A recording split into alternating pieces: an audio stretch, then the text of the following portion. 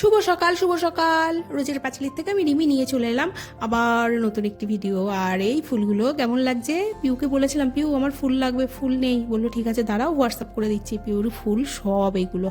আর দাদা এত বেশি যত্ন করে যে 12 মাসই এদের বাড়িতে ফুলই ফুল থাকে। আর ফুল দেখতে কার না ভালো লাগে? আর ফুল তো সুন্দরই হয়, তাই না? মন ভালো করার মতন জিনিস। যাই হোক, আজকে রান্না বলতে ছেলের স্কুল আছে। এখন স্কুল আছে মানে কিছু প্রজেক্টের বিষয় আছে, কি করবে আমি জানি না। সকালে পড়তে গেছে, পড়ার থেকে বাড়িতে এসছে, মাঝখানে একবার যাবে। আর ওই জন্য পাঁচমিশালি একটা ভাজা, বেগুন ভাজা হবে। আর একটা সবজি হবে, একটু হালকা করে করব সবজিটা। আর আমার না বড্ড বাজে স্বভাব, এই হাত গরম জায়গায় দিয়ে দিয়ে সব কিছু করা। ছ্যাঁকা টাকা খাই না তা তো না, খাই, কিন্তু ওই স্বভাব কিছুতেই বদলায় না। আর এই জন্য একটা হালকা করেই রান্না করব, ব্রোকলি, মটরশুঁটি, আলু দিয়ে। আর কারণ হচ্ছে, আমি গতকালকে দিদিকে ফোন করেছিলাম যে দিদি পিঠে পাঠালে না তো। যেই না বলেছি, দিদি বললো যে না আমার একাদশী চলছে তাই পিঠে করিনি, তবে পিঠেটা যখনই করবো তোকে নিশ্চয়ই পাঠাবো। এবার আমি ভেবেছি হয়তো বাড়িতে আসেনি, আমার বর হয়তো দোকানেই রেখে দিয়েছে, সেই জন্য ফোন করেছি। ওমা দেখি যে দিদি না সত্যি করেনি। যাই হোক, আমার বরের আর কোনো দোষ না। এবার দিদি বলার সাথে সাথেই পিঠে পাঠিয়েছে, সাথে বন্ধুর বাড়ির থেকেও দেখছি সকাল সকাল গরম গরম পিঠে এসছে। কারণ ওরা মেলায় গেছিলো ঘুরতে, আমাকে ফোন করেছিল যাবে, আমি বলেছি না আমি যাবো না, আমি এ কদিন একটু ব্যস্তই আছি। এইবার আমি বলে ফেলেছিলাম যে আমার পিঠে কোথায়। তো সেই জন্য বন্ধু আর ঝুমা, বন্ধুর বউ যে আছে, সকাল সকাল প্রচুর পিঠে করেছে, পিঠে করে বাড়িতে পাঠিয়েও দিয়েছে। এবার সমস্যাটা হচ্ছে কি, আমার আশেপাশে এত কিছু কিছু মানুষ আমাকে ঘিরে রয়েছে যে আমি কোনো দিনই না পিঠে, পুলি, পায়েস বা তাল বড়া, এই যে মরশুমের যে খাবারগুলো হয় না, এগুলো আমি কিছুই কোনো দিনই করতে পারিনি বা করি না। আমি জানি আমার ইচ্ছে হয়েছে, আমাকে বলতে হয় না, ঠিক বাড়িতে চলে আসে, এই হচ্ছে বিষয়। আর এগুলো কিন্তু এখন থেকে না, এগুলো প্রথম থেকে চলে এসছে। আর এছাড়াও দীপাও পাঠিয়েছিল পিঠে, সেটা আবার পাঠাবো আমায় বলেছে, সেটা একরকম আছে। আর পিঠে খেতে কার না ভালো লাগে, আর বিশেষ করে শীতকালে। এখনও আমি কিন্তু খেজুরি গুড়ের রসটা পাইনি, গুড় না সরি, খেজুরের রসটা পাইনি। ওটা আমাদের পাশেই দিদি বলেছেন যে এরপরেই একদিন পাঠাচ্ছে আমার জন্য। 1 লিটারের মতন দেয় প্রতিবারই, কম বেশি। যাই হোক, এইভাবেই তো দিন চলছে। আর এই যা যা সবজির খোসা বা চাল ধোয়া জল, ডাল ধোয়া জল যা থাকে, বা সবজি সেদ্ধ করে যে জলগুলো থাকে, সেগুলো সবই গাছের গোড়ায় দিচ্ছি। আর জানেন, আমার না স্ট্রবেরি গাছের ফুল ফুটেছে, এত মনটা ভালো হয়ে গেছে। আমার মনে হচ্ছে আমি বেশ যত্ন নিতে পারছি গাছগুলোকে। এখন বিষয় হচ্ছে 6টা মাস বা 7টা মাস বা 1টা বছর না গেলে বোঝা যাবে না আদৌকে আমি যত্ন নিতে পারছি। আর এই বললাম না পিঠে এসছে, দেখুন আমি এবার টিফিন বক্স নিয়ে আসলাম। এসে দেখছি কি টিফিন বক্সে করেই এসছে, ওটুকু তো হবেই না, আমি ছোট টিফিন বক্স নিয়ে এসেছি। আর এত গরম গরম পিঠে, বেশি বাজে না, কিন্তু ওরা পুরো দমে গরম পিঠে পাঠিয়েছে। আর এই গরম গরম পাটিসাপটা খেতে আহা, সে যে কি স্বাদ বলার মতো না। সাথে আবার দুধ পুলি পাঠিয়েছে, আবার ওই দুধ পুলির মধ্যেই দেখলাম কিছু সাজের পিঠেও দেওয়া আছে। আর এবার তো স্বাভাবিক, আবার আলাদাভাবে পুলিও পাঠিয়েছে 2-4টে। আর অনেক পাঠিয়েছে পিঠে, মানে অল্প না। তারপরে দেখছি দিদিও পিঠে পাঠিয়েছিল। যাই হোক, এবার পিঠেগুলো রাখি, আর অবশ্যই খেতে তো হবেই, পিঠে পাঠিয়েছে মানে এটা খেতেই হবে এরকম। হ্যাঁ নে, কোনটা খাবি দেখ।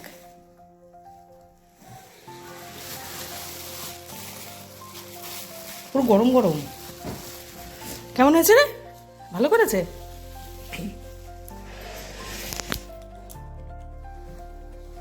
সকাল সকাল, কালকে রাতে আমি বলেছি, তার জন্য সকাল সকাল যে এত কিছু পাঠিয়ে দেবে তা কে জানে। বাবা, কি সুন্দর গন্ধ।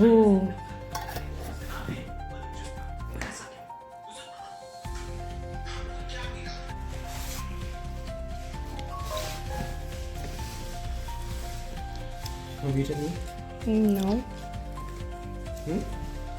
নাও। ও চলে যাচ্ছ? সব কটা ছবি নিয়ে গেছো? বেশ, ঠিক আছে ঠিক আছে,